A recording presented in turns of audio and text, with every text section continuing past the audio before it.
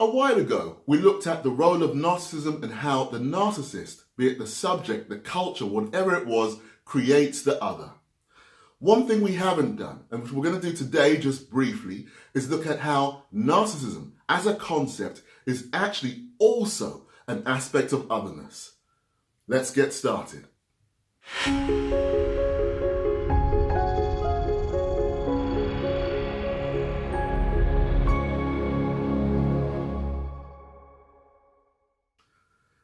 Good day, I'm Dr. Dwight Turner. This is Being the Other, and as always, it's a pleasure to talk to yourselves about aspects of difference, otherness, and diversity. Today's talk, though, is a little bit different in that we've looked in the past about narcissism, and narcissism has such a wide range, gets such a bad press.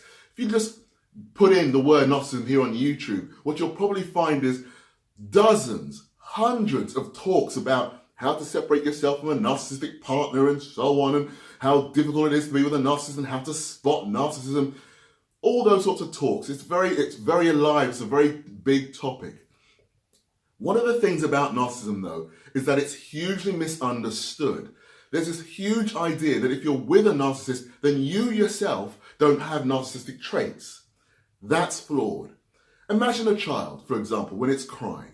When it's emotional, when it's upset and so on, it cries out, the mother comes to feed it, or the father does it with a bottle, the child gets fed. The child doesn't know that actually this other parent is an individual in their own right. They probably don't even care. But what they do realize is if they act a certain way, then they get their needs met. That plays itself out over and over again. If they don't get their needs met, then they'll try and do it as an adult. That's one very basic way of understanding how narcissism and narcissistic wounds are formed. By that, the difficulty that happens for a person when they haven't had those needs met as a child. Now, society is actually, especially Western society, is built on the idea that actually we should all have what we want. We have certain rights, we all demand what we can, and we all should have what we need. You can just walk into any fast food restaurant and stand there at the counter and actually you just put in your order, you demand what you want, they give it to you instantaneously. And if you have to wait more than 35 seconds or something like that, you complain because you're not getting your needs met. The Western culture is very much built on the need of narcissists within us. This is no different when you're the other, when you're of difference in some way.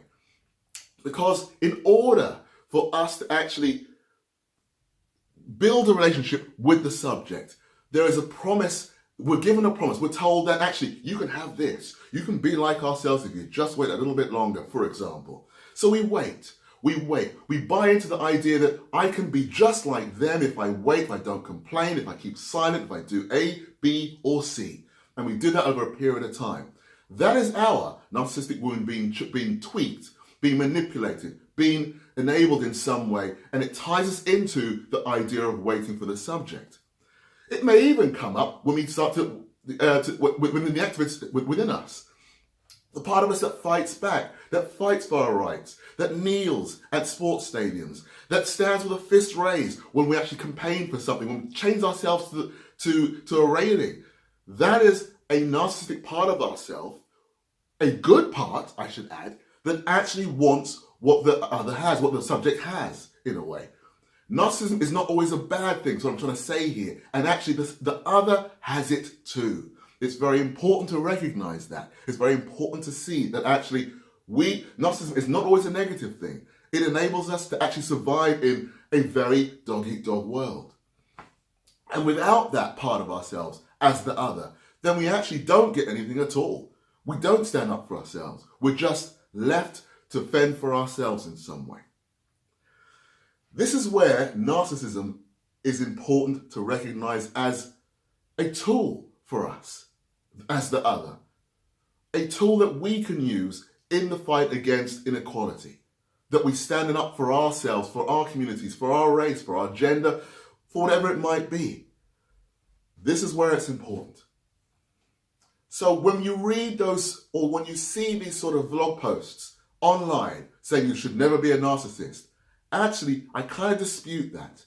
If you're of difference in some way, if you're an outsider, then you're following a route which is very much your own. You're following your own direction. It doesn't mean that you're a clinical narcissist, but it does mean that you're quite self-centered, and it's quite healthy to be that. Right. Just had to put that one out there, get it off my chest.